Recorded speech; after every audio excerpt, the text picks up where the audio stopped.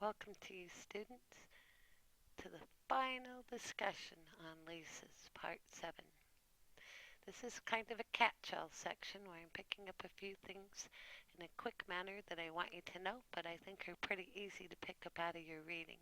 So we'll just touch on them.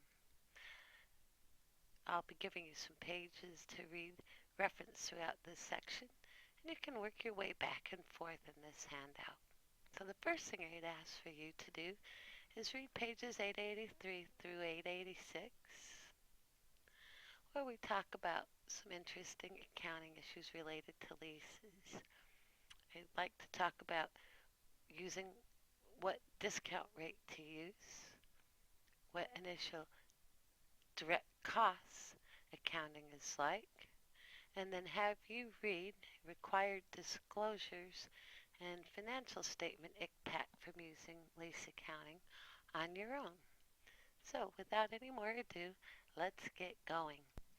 The first topic at hand relates to discount rate issues, or stated another way, when you're applying the 90% test to decide if the lease is going to be capital or operating, you should use the lower of the lessee's incremental borrowing rate, which is usually pretty easy to determine. Just what could they go out and borrow money for and buy the equipment, or the rate that's implicit in the lessor's lease. We would like you to know that you need to use the lower of these two amounts. Sometimes leases are written using an unrealistically high interest rate combined with an unguaranteed residual value to manipulate the minimum lease payment test. Remember, the higher the interest rate, the lower the minimum lease payments will be. If you can get them low enough, you can avoid capitalizing a lease. The higher the interest rate, the lower the present value. If someone is successful at using an unrealistically high interest rate and a unguaranteed residual value combination, they can successfully make a lease fail the 90% test and allow the lessee to account for the lease as an operating lease. All things being equal, it's nice to leave debt off your financial statement when you can.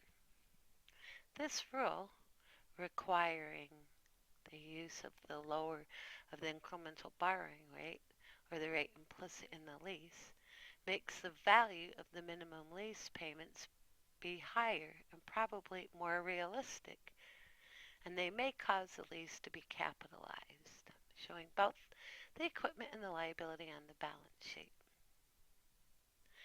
Sometimes accounting laws are used, sometimes they're abused. This is one law that was helped to write with that. For complete coverage of this topic, please read page 884 and 886 for a complete discussion, but it's enough for you to know to use the lower of the two rates. Our second short topic is initial direct costs. Initial direct costs for leases include the legal fees of setting up the lease, commissions paid on sales perhaps, credit checks of the leasee, and other costs relating to preparation of the lease documents. How do we account for these costs? Sometimes they're substantial. There's, of course, different answers depending on if it's an operating lease or a capital lease. If it's a true operating lease, then these costs need to be set up by the lessor as a deferred charge and amortized over the life of the lease. Remember, under an operating lease, the lessor is recognizing rent revenue every time a payment's received. When they have direct costs, they set them up as a prepaid and pay them, and then they systematically amortize them off as lease costs or amortization expense and remove them from the prepaid over the life of the lease. This attempts to match the costs in the period that the revenue is generated. Now let's move to our two types of capital lease. We'll start with a direct financing lease. Under a direct financing lease, let me move this screen a little, they are set up as a deferred charge and amortized over the life of the lease. And again, this provides an accurate use of the matching principle.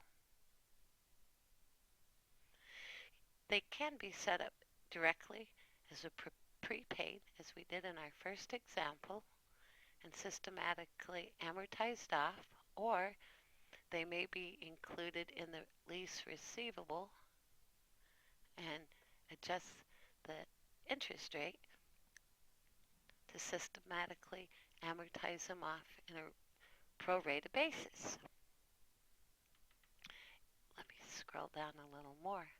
Our second type of capital lease is a sales type lease. Remember, under a sales type lease that you're recognizing the sales and the cost of goods sold against each other, showing the gross profit on the income statement in the period the sale takes place. So, for these costs, these initial direct costs, you would want to expense them in the same period they get matched against the gross profit. So you would say initial direct cost expense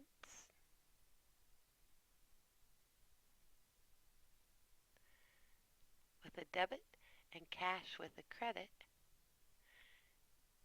and directly write them off 100% in the same period that the sale is recognized, achieving good matching.